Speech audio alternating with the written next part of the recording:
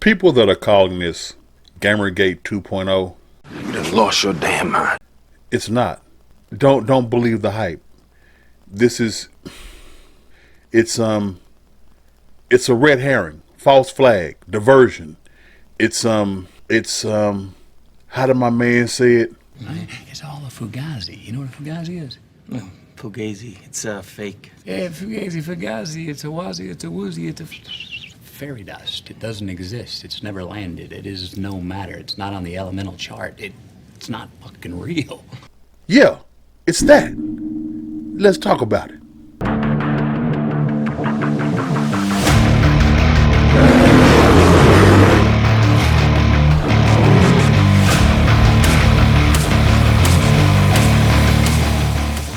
GamerGate 2.0. Oh, God. No! Bullshit. Just putting it out there. It's absolute bullshit.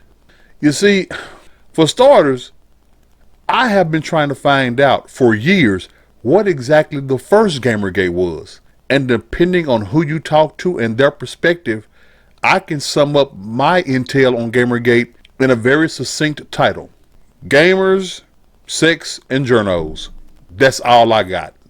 And however y'all want to mash that together, that's what I pretty much got out of the different variations of the first GamerGate. Whatever.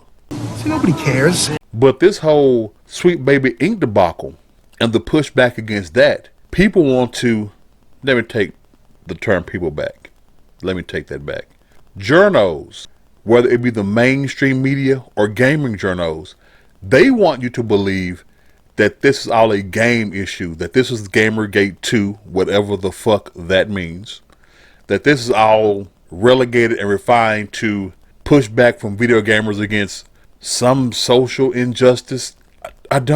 It's stupid. Anyway, it's all BS. Man, this is some bullshit. Here's the best way to equate that. The same way that the Bud Light pushback wasn't just about Dylan Mulvaney and the transgender. The exact same way that the Montgomery bus boycott wasn't about sitting arrangements on a fucking bus. There were bigger issues at play. Period. Bigger issues. Dylan Mulvaney, people got tired of having transgender nonsense and the whole alphabet mob agenda propaganda pushed and shoved down our throat. We got fed up with it. And of course, the Montgomery, Alabama bus boycott was about fairness, being treated equally, having equal rights, killing segregation, which is why I think this is so funny with the Sweet Baby Inc. people as they push this corrupted version of diversity, equity, and inclusion, which in and of itself, by their own words, is segregation. It's exclusion. It's intentional exclusion based on your race. That's what the pushback is. It's not about video games. It's bigger than video games. This is a pushback against the overall principle. And much like the Montgomery bus boycott, how Rosa Parks went to jail because that was the law at the time. The law was on the bus company's side. The Southern laws, the Jim Crow laws. Rosa Parks, by law, had to give that seat up. Well, the same system, being the government, is also supporting Sweet Baby Inc.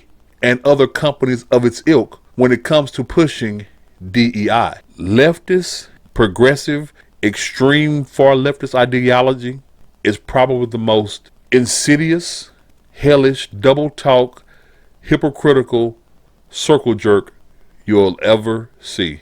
Hell, if I could think of just one image, one logo that could perfectly encapsulate these progressive SJW asses, it would be the Aurora Boreas, the snake that keeps eating its tail because they keep double talking themselves. Check this out. This is Kim Belair speaking at some event, but it's not the one that's made the most rounds. This is another event, yet it is still the same rhetoric. Representation is shown as like this thing that we have to always be scared of, always be wary of. And one wrong move, if we don't do it, is going to get us shut down or shouted down or canceled. And I think that that's honestly such a bummer. It sucks. No shit, Sherlock. You're right. It does suck. So why do you do it? So far, I fully agree with you. Representation is being forced.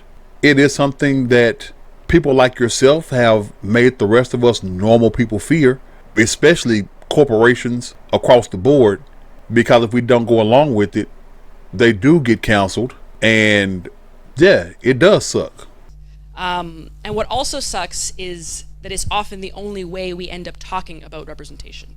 The reason why that is, Senorita Dummy, is because representation isn't a thing like that.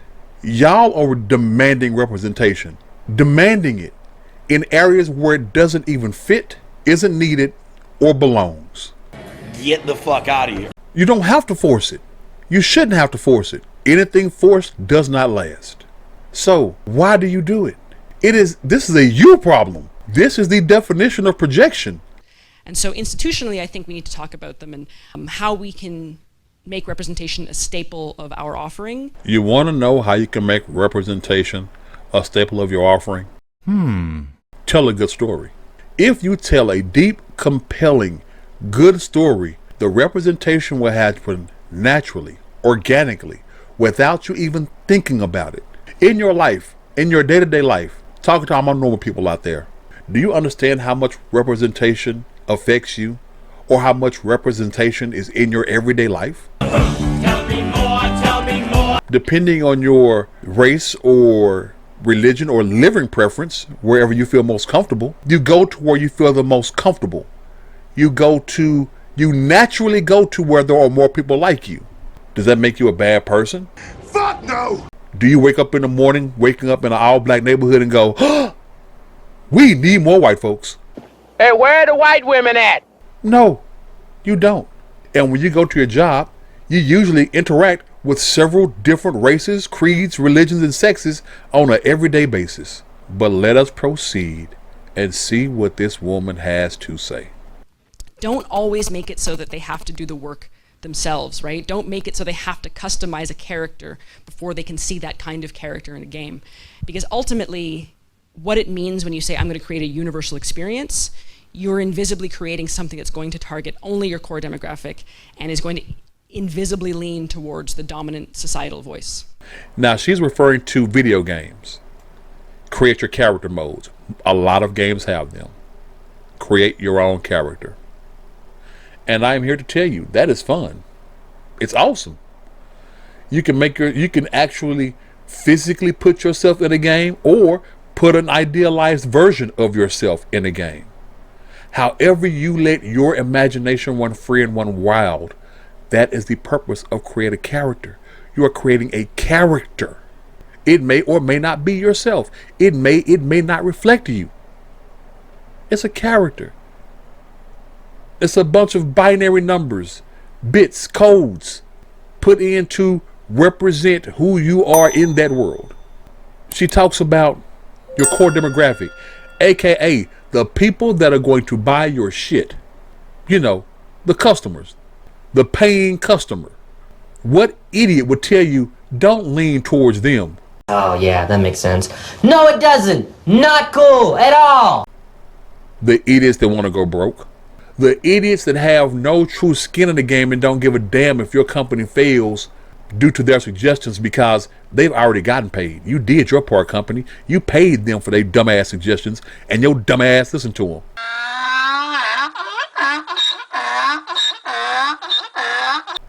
So now your dumbass is out of business. They did their part. They don't give a shit. There's no skin in the game for them.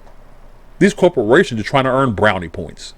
And with that whole thing of by not doing the work, or as she said, don't make them do all the work. In other words, we're going to default make you a minority person, somebody that's oppressed, somebody that is underrepresented.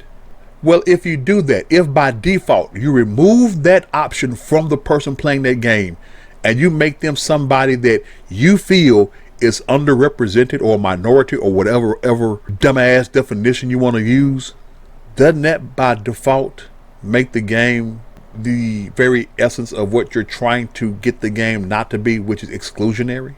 Good question. I'm just saying, if you remove the option and make it this person, make it this character, then didn't you just automatically exclude everybody else?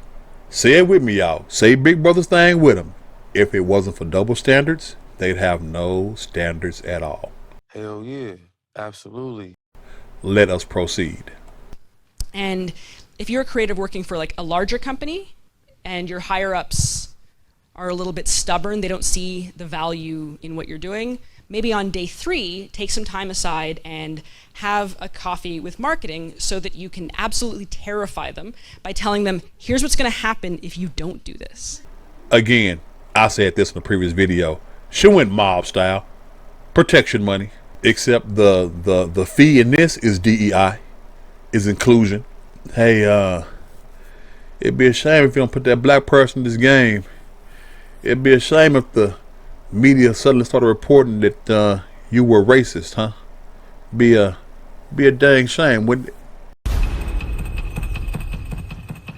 That is how you represent yourselves. Not a great plan. So you represent minorities by being an extortionist bully? That's how you want to represent the underrepresented, the oppressed? By using mafia tactics. Just when I thought I was out, they pulled me back in. Well, you know what? Way to fucking go, Miss Belair, because you did it. You did it. And now they always say congratulations. And for those people, I'm looking at you, Stephen A. Smith, who asked that dumbass question about Diversity, equity, and inclusion. What's wrong with diversity? What's wrong with inclusion? what's wrong with diversity? Why isn't diversity good? Oh, because we have people like this, they breed people like this. Former Sweet Baby Inc. employee, Miss Danny Lalandis. Well, let's see what Danny has to say learning at the feet of Miss Kim Belair. I have a team of 21 right now for Validate. It's a pretty big team. It's a crazy big team for indie games. But who is your team? Validate has a team of mostly all people of color. We have no white people on our team. I did that because I wanted to create a safe environment. You have no white people in your team. Intentionally. That's racist! What did we call that thing back in the 60s? Where you intentionally didn't let a race of people come into your establishment. What did we call that? Hey kid! Yo! What did we call that thing back in the 60s when they deliberately wouldn't let a race of people into their business? What do they call that? Segregation! Girl, they taught you something in school. Yeah. Segregation. They call that segregation. And this is what's being promoted. This is what everybody's upholding and applauding. This is what people are asking that dumbass question, Stephen A. Smith. What's wrong with DEI? Please, Miss Lalandis, finish your dumbassery. And I know the best way for an environment to be safe is to be around people who are just like me. She said to feel safe, she needs to be around people that are just like her. I don't know where Miss Lalandis lives, but I want her to come to Dallas. Let me be more specific. Oak Cliff, South Dallas, Pleasant Grove. See how safe black people are living. See how safe black people are feeling. Go up to Chicago and Seattle. See how safe black folks are feeling around other black folks. Yeah. You want to be safe, huh? And just to really point that out, to all my black people and non-black people watching this video, y'all probably recognize this. What are the first 2 things that black folks get when they get rich? They get a car and they get the fuck up out the hood. And I say hell yeah, hell yeah, hell yeah. In that order. Now, if you want to feel so safe, shouldn't you want to stay in the hood? Because we know the truth. What they talking about is bullshit. And I'm not saying that white people in the industry are creating unsafe environments. Yes, you did. Yes, you did. I'm not saying that. That is not what I'm saying. That's what it sounds like, though.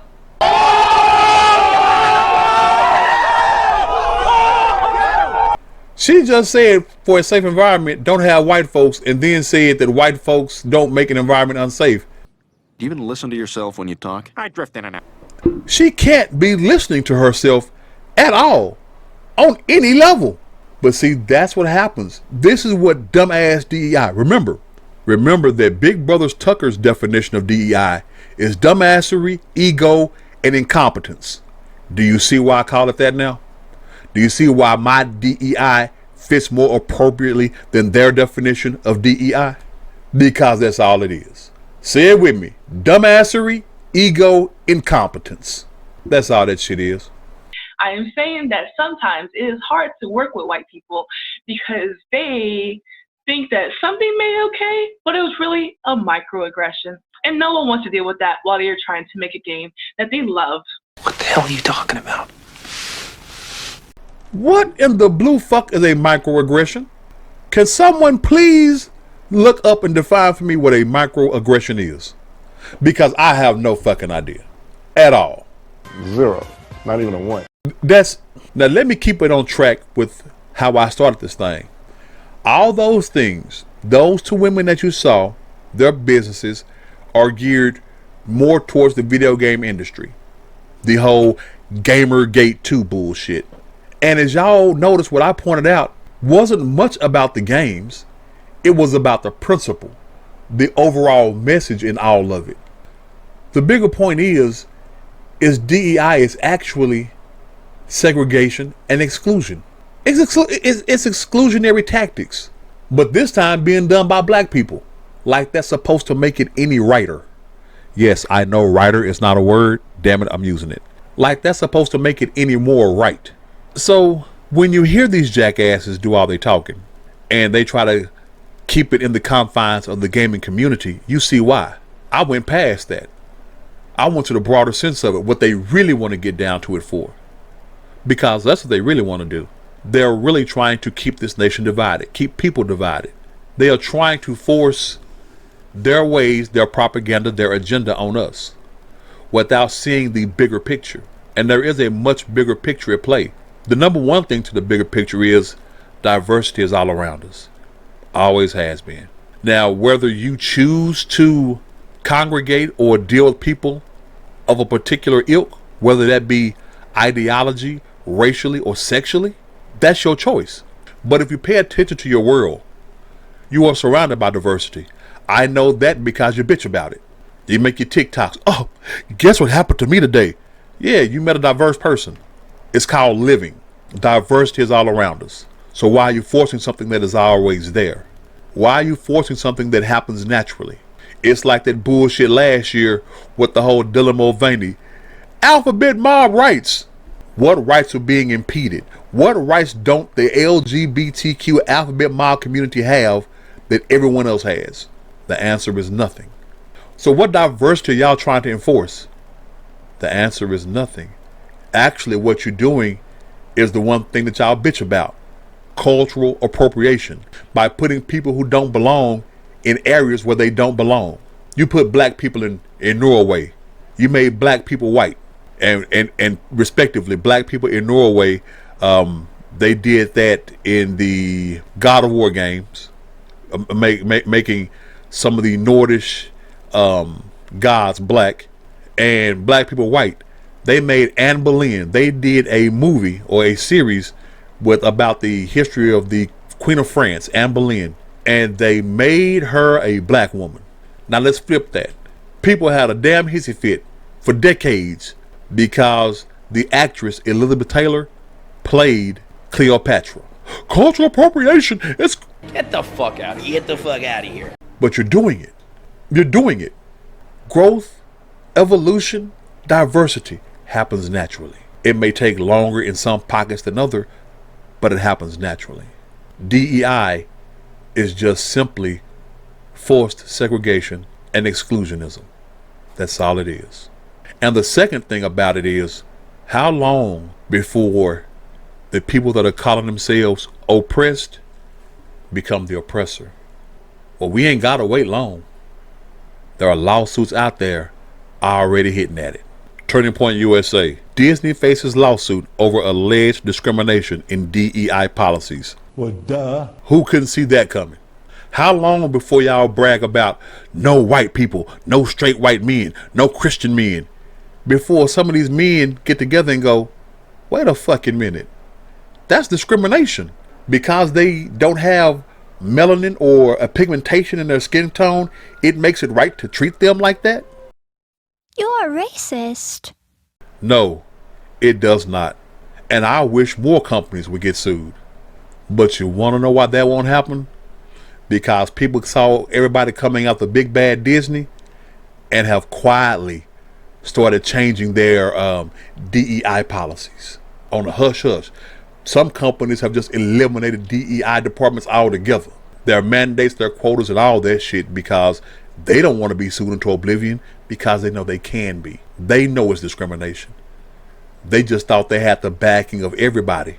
And now they realize that it was only a minority and the majority are fighting back, and you're going to lose. So don't let these journos tell you that, oh, it's just GamerGate 2.0, whatever the fuck that means.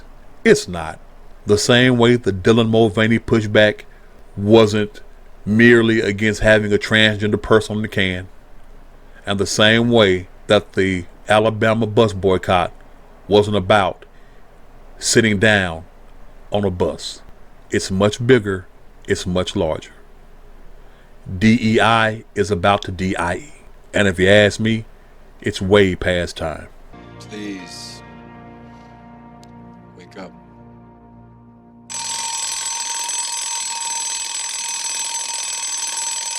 Well, that's all I got for you on this segment. Be sure to like, comment, subscribe, holla at your man, share the word. Whether you love me, whether you hate me, let's start the conversation, shall we? And until the next time, this is your man, Big Brother Tucker. I'm out.